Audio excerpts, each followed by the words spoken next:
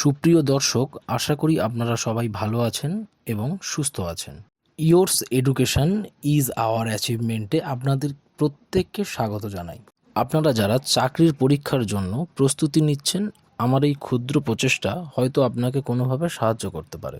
By the way, আপনাদের সাথে রয়েছি আমি সায়ন এবং শুরু করছি সুবিদ দাস স্যারের কম্পিটিটিভ ম্যাথামেটিক চ্যালেঞ্জার বইয়ের শতকরার অধ্যায়ের অঙ্ক।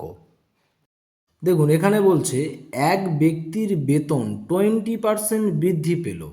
ওই ব্যক্তিকে পূর্বের বেতন দিতে হলে বর্তমান বৃদ্ধিপ্রাপ্ত বেতনের শতকরা কত হ্রাস করতে হবে। তাহলে দেখা যাক ব্যক্তিটির পূর্বের বেতন দিতে গেলে আমাদের বর্তমানের বেতন থেকে কতটা কম বেতন দিতে হবে বা কতটা কমাতে হবে। দেখুন, আমরা তো জানি না পূর্বে ব্যক্তিটি কত বেতন পেত, তাই না? মনে করি ব্যক্তিটি পূর্বে 100 টাকা বেতন পেত, বর্তমানে তার বেতন কত বেড়েছে? 20% বেড়েছে। এই যে 20% বৃদ্ধি পাচ্ছে, 20% বৃদ্ধি পাচ্ছে, কার উপরে বৃদ্ধি পাচ্ছে?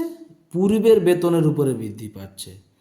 তাহলে পূর্বের বেতন যদি 100 হয়, তার উপরে 20%, মানে 20/100 কেটে গেলে 20, কার তাহলে কত বৃদ্ধি পাচ্ছে? 100 যোগ 20, কারণ এই 20টা বৃদ্ধি পাচ্ছে, আর কার উপরে বৃদ্ধি পাচ্ছে? এই পূর্বের এই বেতনটার উপরে। তাহলে বলতে পারি না আমরা 120? এটাকেও ঠিক এটার সঙ্গে এটা বিয়োগ করলে তাহলে পেয়ে যাব কতটা বৃদ্ধি বা কম হচ্ছে ব্যক্তিটির বেতন। তাহলে 20 বৃদ্ধি হচ্ছে, তাই না? বর্তমানে তো বেড়ে গেল, তাহলে 20 বৃদ্ধি হলো। এবার আমাকে কমাতে হবে, তাই না? তাহলে আমরা কমাবো কিভাবে এবং কার উপরে কমাবো? পূর্বের উপরে কমাবো নাকি বর্তমানের উপরে কমাবো? আরে বেড়েছে তো বর্তমানে, তাই না? বর্তমানে বেড়ে তো 120 হয়েছে, সেই 120 থেকে আমাদের 100 যেতে হবে, সেটাই আমরা তাই বর্তমান থেকে কমাবো। তাহলে 20 বেড়েছে, কার? 100-র উপরে 20 বেড়েছে, বেড়ে কত হয়েছে? 120।